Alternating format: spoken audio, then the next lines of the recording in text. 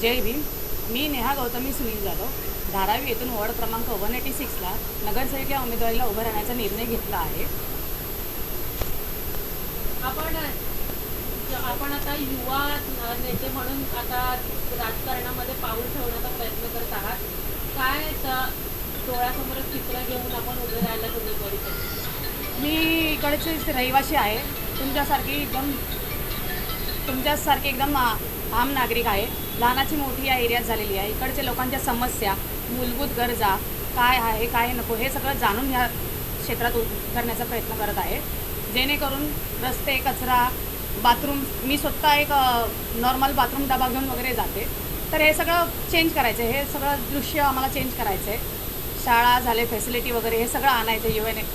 तरुणांसाठी कामगार म्हणजे जर शिकणार तरच तुम्हाला भेटणार ना नोकरी वगैरे. त्याच्यामुळे हे सगळं दृश्य आम्हाला बदलायचं आहे. धारावीकरांसाठी काय नवीन एक उमेद घेऊन आपण येणार आहात? नवीन उमेद म्हणजे मला नगरसेवक म्हणून 5 वर्षात इकडचं बघण्याचा दृष्टिकोन लोकांचा बदलायचा आहे. आजकाल हे सगळं नॉर्मल झालेलं आहे. लोकांना इलेक्शन म्हणजे पैसे घेऊन बसणं हे सगळं वाटतं. तर हा यंग पिढीचा मला बघण्याचा दृष्टिकोन बदलायचा आहे. आम्हाला 100% कामच द्यायची आहेत. माणसांच्या विश्वासावरती खरे उतरायचं आहे आणि जेमतेम हे आमची धारावी स्वच्छ आहे हे आम्हाला दाखवून द्यायचं आहे आणि ती करायची आहे आम्हाला. नेहा, जे 186 वॉर्डामध्ये आपण उभारणार आहात, त्या संदर्भात आरोग्यासाठी आपण काय उपाययोजना करणार आहात? आरोग्यासाठी जसं की आम्ही लहान असताना इथे म्युन्सिपाल्टी हॉस्पिटल्स होते. आता जसे जसे आम्ही मोठे होत चाललो तर हे म्युन्सिपाल्टी हॉस्पिटल नाहीसे झालेले आहेत. आम्हाला हे परत म्युन्सिपाल्टी हॉस्पिटल सगळे इथे आणायचे आहेत. सगळी सोय आम्हाला आणायची आहे. कारण की इथे म्युन्सिपाल्टी हॉस्पिटल किंवा आरोग्यासाठी कोणतेही दवाखाने जवळ नाही आहेत. ते आणायचे आहेत सर्वप्रथम. कचरा जो BMCला दिलेला आहे, जो आता कचरेवाल्यांना कंप्लेंट केल्यावरती पण कचरेवाले येत नाही, ते सगळं साफसफाई वगैरे करायचं आहे. आणि 100% इथे म्युन्सिपाल्टी हॉस्पिटल जागोजागी म्हणजे अर्ध्या रात्रीसुद्धा गरज लागल्यावरती हजीर डॉक्टर पाहिजेत. लोकांना म्हणजे 24 तास सेवा भेटली पाहिजे. असं सगळं आम्हाला आरोग्यासाठी उभं ठेवायचं आहे. तुम्ही 186 वॉर्डामध्ये उभारत असताना ज्या महिलांच्या समस्या आहेत, आता सध्या मुंबई शहरामध्ये आपण पाहतो जे डिलिव्हरीचे पेशंट आहेत महिलांना, कुठंच हॉस्पिटल नाही, एकच हॉस्पिटल आहे. त्यासाठी काय आपण महिलांचं जे त्रास महिलांना होतो त्यासाठी आपण काही तर धारावीमध्ये महिलांसाठी काय हॉस्पिटल म्हणा, काय उपाययोजना असं काही करणार आहात? मुंबईमध्ये कुठेही महिलांसाठी प्रसूतिगृह नाही आहे डिलिव्हरी. नक्कीच सायन दवाखाना आहे, पण तो सध्या थोडा लांब पडतोय. पण होईल जितकं आपण क्लिनिक वगैरे म्हणजे छोटे मोठे क्लिनिक वगैरे पूर्णपूर काढायचा प्रयत्न इथे करू. जवळपास जिथे रात्री अपरात्री वेळ पडल्यास गरजू लोकांना जायला भेटेल वगैरे. आणि उपचाराची जास्त फी नाही लागली पाहिजे. कमीत कमी खर्चामध्ये चांगलीत चांगली डिलिव्हरी असे डॉक्टर आणि असे दवाखाने आपण आपल्या एरियात आणायचे पुरेपूर प्रयत्न करू. आणि परत ह्याच्यामध्ये वार्डामध्ये काम करत असताना तुम्हाला जे गोरगरिबांची मुलं आहेत, झोपडपट्टीले, त्यांना शाळा शिकायचं होत नाही. आणि काही ठिकाणी महापालिकेनं मराठी शाळावर बंदी घातली, मग काही ठिकाणी बंद झालेले आहे. त्यासाठी तुम्ही काय करणार आहे का? आम्ही सगळ्यात पहिलं मराठी शाळा ज्या बंद झालेल्या आहेत त्या नियंत्रणात आणायचा पुरेपूर प्रयत्न करू. आता धारावी वॉर्डमध्ये फक्त काळाकीला ही एकच शाळा मराठी राहिलेली आहे. पण हे चुकीचं आहे. मराठी शाळा असल्या पाहिजे. त्याच्यामध्ये इंग्लिश हा एक सब्जेक्ट टाकू, पण मराठी शाळा हे आणू, जेणेकरून जे एकदम लो क्लास गरीब आहेत वगैरे त्यांनाही शिक्षण पुरेपूर भेटलं पाहिजे. शिक्षण भेटलं तरच त्यांचंही पुढे कुठेही कल्याण वगैरे होईल. पुढचे युवा नेते व्यवस्थित दिसतील वगैरे. त्याच्यामुळे शाळाही शिक्षण पुरेपूर आणायचा आपण प्रयत्न करणार. आणि आता पूर्वी कसं वाचनालय वगैरे पूर्व वाचायला वगैरे जात होते, तसं काही सध्या आता दिसत नाही आहे. त्यासाठी मुलांना वाचनाची आवड निर्माण व्हावी, त्यासाठी काय वेगळं आपण डिजिटल वगैरे असं काय करणार आहे? समजा आपण उद्या हे करणार, आता सगळं डिजिटलच चाललं आहे. जास्त म्हणजे इंटरनेट हे खूप फास्ट चाललेलं आहे. तर इंटरनेटला ऑनलाईन बुक्स वगैरे आहेत, तसे आपण काहीतरी एक नवीन ॲप वगैरे लॉन्च करण्याचाही प्रयत्न करू. जितके म्हणजे 100% होईल तितके. आणि नाही झालं तर ग्रंथालयसुद्धा बंद झालेले आहेत. लायब्ररी बोलतो ज्याला आपण. कुठे ना कुठे इथे धारावीमध्ये आपण अशी एक जागा बघून जिथे लायब्ररी पण काढू, जिथे खाली टायमाला लोक जाऊन थोडा वेळ का होईना वाचन घेतील. काही मूलभूत गरजा हा मुख्य प्रश्न आहे धारावीकरांचा. आणि आपण पाहतोय की दिवसेंदिवस जी संख्या आहे ती वाढत चाललेली आहे. या एरियामध्ये दुरून लोक येऊन धारावीमध्ये स्थान घेतात आणि तिथे राहतात. तर मूलभूत सुविधांसाठी आपण काय पाऊल उचलणार आहे? मूलभूत सुविधांसाठी काय पाऊल उचलणार आहे? सगळ्यात प्रथम तर आपण जुनं असं काहीच करणार नाही आहे. ज्यांना खरंच गरज आहे म्हणजे पाणी स्वच्छ भेटण्यापासून स्वच्छ पाणी गेलं पाहिजे त्यांच्या घरोघरी. ज्यांना पाणी बिणी भेटत नाही ते आरोग्य सगळ्यात पहिलं सगळीकडे आरोग्य व्यवस्थित करणारे, शाळेत शिक्षण म्हणजे लहान लहान पोरांना सगळ्या वस्तू गरजा वगैरे भेटत आहेत का, शिक्षण व्यवस्थित भेटत आहे का, याचीही जात पडताळणी व्यवस्थित करणार आहोत. प्लस कचरा जो आता इथे आम्ही धारावीत आता लहानाचे मोठे झालेलो आहे, जो रस्त्यावरती येतो पार चालताना पायाखाली कचरा येतो, सगळ्यात पहिलं ते सगळं बंद करणार आहे. कचरा टाकण्यास सगळ्यांना सक्त करणार आहे एकदम. आणि लागलेच मूलभूत गरजा, आर्थिक व्यवस्था आहे, म्हणजे आपण आपल्या NGOमधून प्रणाली सेवाभावी महिला असोसिएशन या NGOमधून आपण लोकांना नोकरी वगैरे दिलेली आहे. घरच्या गरजा म्हणजे ज्या घरी बसतात बायका त्यांनासुद्धा आपण चक्की वगैरे असं गिरणीचे म्हणजे आपण वाटलेले आहेत की त्यांनी काहीतरी करावं, म्हणजे कोणाच्याही डिपेंड राहू नये. तर आपल्याला धारावी अशी बनवायची की ती कोणावरही डिपेंड नाही राहिली पाहिजे आणि त्यांची कधीच बेरोजगारी आली नाही पाहिजे. तर ह्या मूलभूत गरजा ज्या आहेत, आर्थिक व्यवस्था वगैरे, हे आपल्याला पुरेपूर संपवायच्या आहेत धारावीतून. माझा एक दुसरा प्रश्न आहे की शाळेमध्ये जे सॅनिटरी पॅड मुलींना दिले जातात ते काही ठिकाणी मिळत नाही आहे. काही ठिकाणी असं कॉईन बॉक्स लावले होते महापालिकेने मध्यंतरी, ते सुद्धा बंद झालेले आहे. हे असं प्रकारे मुलींना फार म्हणजे शाळेमध्ये त्रासदायक होते. याविषयी काहीच करत नाही ना महापालिका. महापालिका का करत नाही? कुठे ना कुठे तिथे आपणही कमी पडतो, आपण ॲक्शन घेत नाही, आपणही त्याला नजरअंदाज करतो. जेव्हा आपण आवाज उचलणार तेव्हा तर महानगरपालिकेपर्यंत आवाज जाईल ना. मग चुकी तेवढी आपलीसुद्धा आहे की आपण गप्प बसतो. तर माझं म्हणणं आहे की जर आपल्याला इथे काही कमी वाटतं तर आपण आवाज उचलावा. जर मला या शाळेत कुठे काही कमी वाटते तर मी त्याच्याबद्दल आवाज उचलीन. सॅनिटायझिंग पॅडपासून सगळी आपला म्हणजे औषधांचा बॉक्स तो सुद्धा जागेवरती अवेलेबल करण्याचा प्रयत्न पुरेपूर आपला असेल. जेव्हा मी नगरसेवक पुरेपूर निवडून येईल, आमच्या वॉर्डमध्ये कसलीच कमी नाही राहणार. कामं बोलणार म्हणजे मी बोलून नाही दाखवणार, मी करून दाखवणार, मी हे मानते.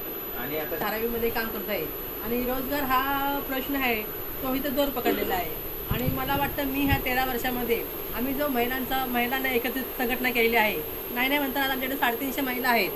हां, त्यांना घरापासून आम्ही रोजगार देतो आहे की जेणेकरून नेकलेस, काही तुमचे ड्रेस आहेत त्यांना टिकल्या लावणे, कानातले नाकातले बनवणे, म्हणजे जे घरामध्ये व्यवसाय होतात जेणेकरून त्याने घरसुद्धा सांभाळलं पाहिजे, त्यांना थोडेफार पैसे त्यांच्या हातामध्ये मिळाले पाहिजे. आणि त्यांना त्यांचं एक म्हणजे पहिल्याची लोकं होती जे पहिल्या होते ती दागिने घाण ठेव किंवा घरातली भांडी घाण ठेव, तो आता राहिलेला नाही आहे. महिला इतक्या शिक्षण झालेल्या आहेत की आम्ही त्यांना पैसेसुद्धा देतो.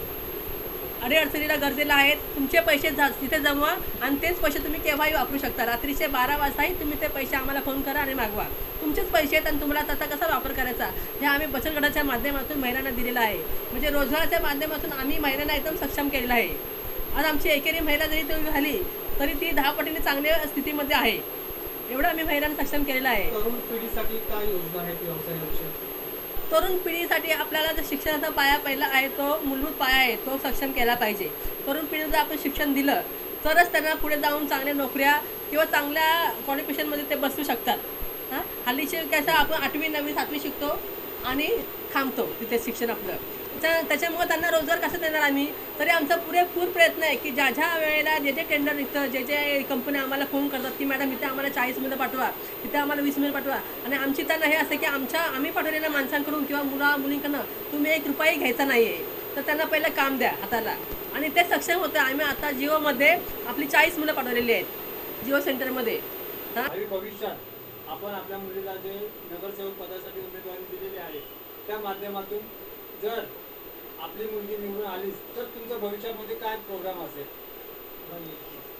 आता जे आपण नगरसेवक आहेत, हां, म्हणजे आम्ही तरी आमच्या वाचनातून आणि आमच्या बघण्यातून एकच आहे की नगरसेवक आला म्हणजे तो फक्त गटार बनवतो, रस्ते बनवतो आणि लोकांना नळ देतो. ही 3च कामं आम्ही आमच्या लहानपणापासून आजपर्यंत बघत आहोत. ह्याच्या व्यतिरिक्त कोण काम करत नाही. आणि तो का काम करत नाही ह्याचंही एक कारण आहे. हां, आम्ही जे सामान्य लोक आहोत मतदार, हां, आम्हाला एक आस असते की आता इलेक्शन आले ना आम्हाला काहीतरी मिळणार आहे. हां, आणि आम्ही त्याच्याकडनं आस लावून बसतो की ही पार्टी आम्हाला काय देते. मग ह्याच्यातून काय होतं, प्रत्येक नेता जो उभा राहिलेला आहे कार्यकर्ता आणि ते पक्ष आता हळदी कुंकू सारखे कार्यक्रम ठेवतात. हळदी कुंकू घे, काय घे, त्याच्यातून भांडी वाटप कर, साडी वाटप कर, हे वाटप कर, हे जुनं झालेलं आहे. आणि त्या लोकांनी त्यांची महिलांची आणि माणसांची मानसिकता बदलून टाकलेली आहे की काहीतरी दिलं म्हणजे आम्ही देतो. त्याच्यामुळे जर नगरसेवक आपला पूर्ण पैसा तुम्हाला वाटणारे लावत असेल तर तो त्याची पण इच्छा असते ना की मला पण माझे जे गेले ते मला आणायला पाहिजे. मग तो आपली काय कामं करेल? तो स्वतः बोलतो ना की बाबा तुम्ही मला मत दिले ना, नाही मी विकत घेतलेलं आहे ते. हां, आणि हा बायंदा आहे जो तो आपल्याला मोडायचा आहे. हां, आम्ही एक मध्यमवर्गीयातून मी उमेदवार उभा करते, ज्याच्याकडे वाटायला पैसे नाही आहेत, ना हळदी कुंकूला आम्ही करणार आहोत, ना आम्ही समाजाला काय देणार आहोत. समाजाने तुम्ही स्वीकार करावा अशा गरीब मुलीचा, नवीन चेहऱ्याचा, आणि ती समाजाने काहीतरी नवीन विकास घडवावा. नेहमी आपण विकास घडवतो, त्या नेते लोकांनीच काय विकास घडवावा, आपण आपल्या विकासासाठी घडवणार. हे मला जनतेपुढे द्यायचं आहे. आणि तुम्ही जर मुलीला निवडून देताय, तुम्ही तिची कधीही कॉलर पकडा, हे आमचं काम कर, आणि ती करणारच तिचं काम. या धारावी क्षेत्रात काम करत आहात, तुमचा चेहरा हा धारावीमध्ये नावारूपाला आलेला असताना तुम्ही निवडणुकीत उभे राहण्यापेक्षा आपल्या मुलीला उभे राहण्यामागचं काय कारण सांगा? आता जी आमची जर पिढी झालेली आहे आणि आम्ही वास्तवामध्ये काम करतो आहे, मला लोक सगळे ओळखतात, मला लोक चेहरे ओळखतात. आणि माझा भाऊ आहे दुसरा अनिल शिवराम कासारे, तो मला वाटतं लहानपणापासूनच त्या क्षेत्रामध्ये काम करतो आहे. कधी उठायचं कधी सुटायचं पळ जातो आपला, आणि त्याची प्रेरणा घेऊन आम्ही त्याच्या पाठीमागे आहोत. आणि युवा चेहरा आम्हाला नवीन दाखवायचा होता, की लोकांना प्रत्येक वेळी काहीतरी नवीन पाहिजे असतं, प्रत्येक वेळी काहीतरी पाहिजे असतं. आम्ही आमची कामं करतोच आहोत. पण जर नवीन चेहरा असेल आणि नवीन उमेदवार असेल तर त्याच्या डोक्यामध्ये नवीन विचार अजून असतात वेगळे काय करण्याचा. तर आताची ती नवीन पिढी आहे, ते आम्हाला अजून आमचं काय आहे नवीनपणा तो आम्हाला आणून दाखवतील, म्हणून मी हा नवीन चेहरा लोकांसमोर आणलेला आहे. आपण अनेक संस्थांच्या माध्यमातून महिलांसाठी खूप काम करता, आपल्या कामाचा आढावा आपण थोडासा द्याल काय या प्रसिद्धी माध्यमांना? आपण अनेक संस्थांच्या माध्यमातून महिलांसाठी खूप काम करता, आपल्या कामाचा आढावा आपण थोडासा द्याल काय या प्रसिद्धी माध्यमांना? मी 2013मध्ये प्रणाली सेवा महिला असोसिएशन ही संस्था स्थापन केली. या संस्थेमार्फत मी एकेरी महिला, जी महिला डिप्रेशनमध्ये जाते, तिचे मिस्टर नाही आहेत, माझेही मिस्टर 2010मध्ये ऑफ झाले होते, आणि त्याच्यानंतरच मी ज्या वेदना सहन केलेल्या आहेत त्याच्यातून मला कळलं की जर मी ह्या वेदना सहन करते तर माझ्यासारख्या कित्येक महिला आहेत, त्यांना रोज ह्या संकटातून ह्या वेदनेतून सामोरं जावं लागतं. तर ह्या महिलांसाठी आपल्याला काहीतरी करायचं आहे, म्हणून 2012मध्ये मी ही संस्था स्थापन केली, आणि तिथून मी आजपर्यंत पूर्ण महाराष्ट्रामध्ये काम करते. अशी एकही महिला नाही तुम्ही जी तिला तिच्या पायावरती उभं करणं, तिला तिथेच घर आणि नोकरी, हे त्यांना माझं प्रथम कर्तव्य आहे.